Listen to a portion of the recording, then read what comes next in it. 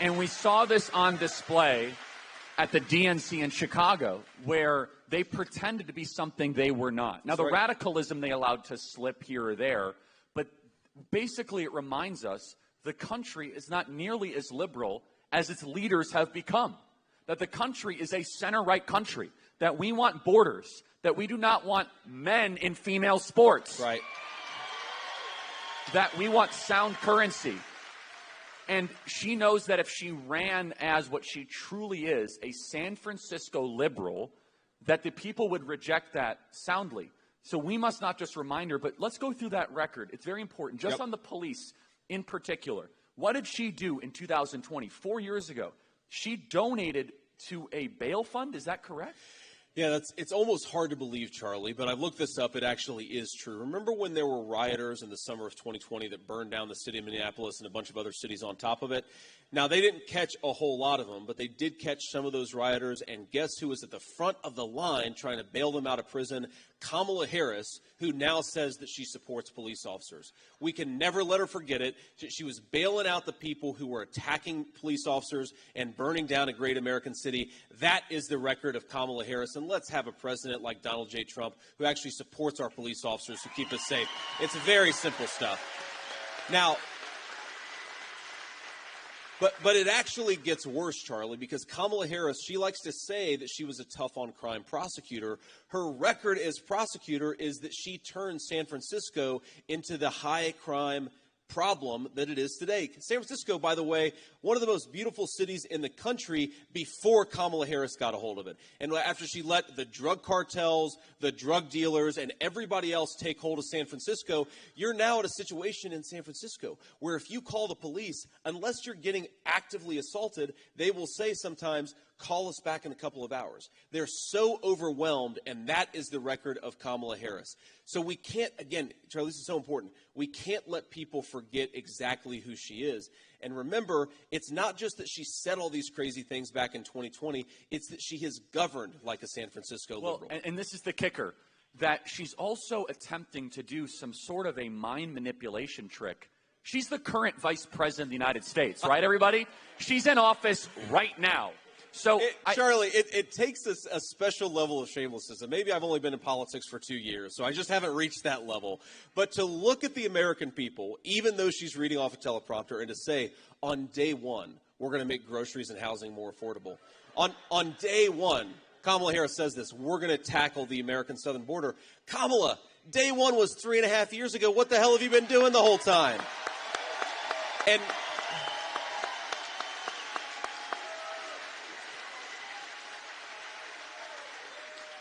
And you'll have to forgive me.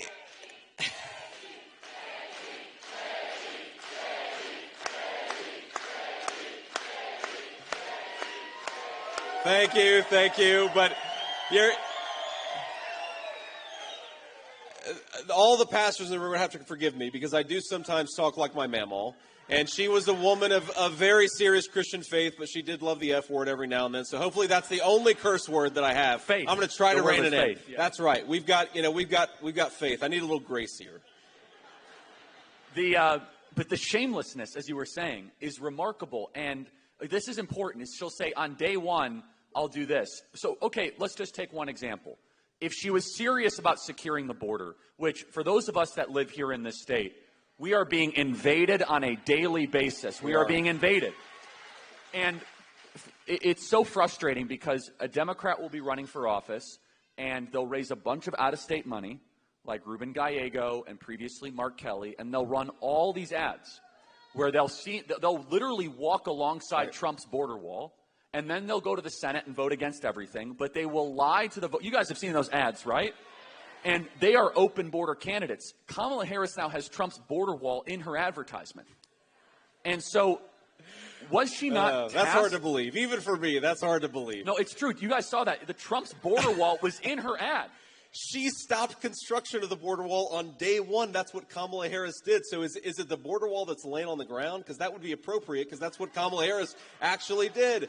But it's also, my friends, you go through the list of policies.